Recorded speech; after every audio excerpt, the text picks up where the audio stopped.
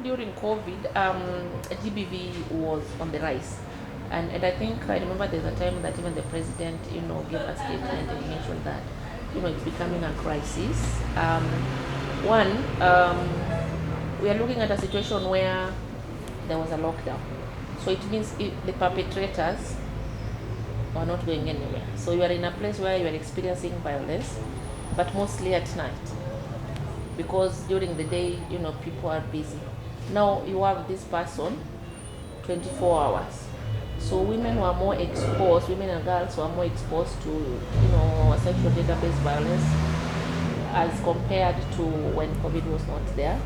Another thing that also escalated the situation was, people losing their jobs. With COVID, a lot of people lost their jobs.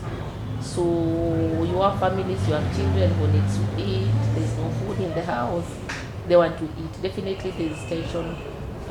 Tension is going to rise here. And mostly when we talk about GBV, it's about it's all about power and control. Whoever has the power has control.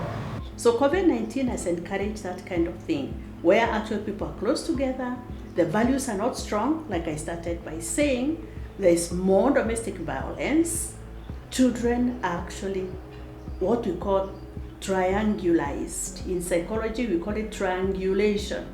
Triangulation is when mother and father are having a problem. Instead of working on their problem, they use the child as the person that is wrong. So the child is caught in the middle between the anger of the mother and the sexualizing by the father. So those are the things that COVID has encouraged. Poverty, stress, too close together in terms of space, and then less work outside that gets the energy away from home, and all the insecurities that come to a man who is not able to provide and who is sometimes berated by the wife for not bringing in the bread. And so when people's self-esteem goes down, what they do, they try to lift it by looking for the child in the relationship to have sexual relationships with. The cases really spiked when we went into lockdown as a country, and it was not just in this country but globally. So cases of GBV really spiked, and they spiked because when people do not have a proper outlet of managing their emotions, they tend to let out and vent out their frustrations physically sometimes. And so people who are locked together with their spouses and their children, and there is all these demands, there was job losses, schools were closed. I mean, there was a lot of pressure. Businesses went down. There was a lot of uncertainty. And so as a result, those cases went up. So I can say that this year, we have not had as many cases reported. Again, remember there was a lot of amplification of the risk of GBV during the height of COVID-19. So that could have informed why the reporting went up. A lot of organizations also, like COVAW, came up with GBV hotlines that facilitated reporting of the cases, in addition to the hotlines that the government has in place. So that could have been one reason for why the cases were really amplified, etc. As an organization, for example, we launched a campaign during that period, Wape Kimbilio campaign, and for us, we were calling and urging the government at national and county levels to provide shelters.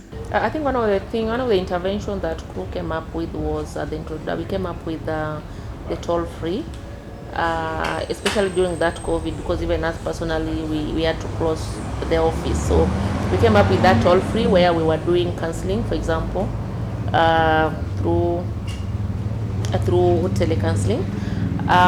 Courts were also closed, so before virtual courts came, so we're also just doing legal advice. But another thing that was also good to note is that some partners came on board, and therefore were able to have access to shelters. So CRAWN for the longest time has been providing shelter services to survivors of GBV.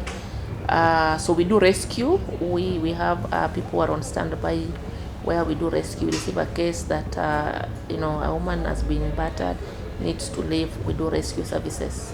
So we came up with that. We also came up with cash transfers, where we were just trying to, make home more comfortable for the women who have gone through this. So we came up with cash transfers. Also economic empowerment. Much later, we are training women. Then after the training, they could have access to some funding, so they can be able to just start some business.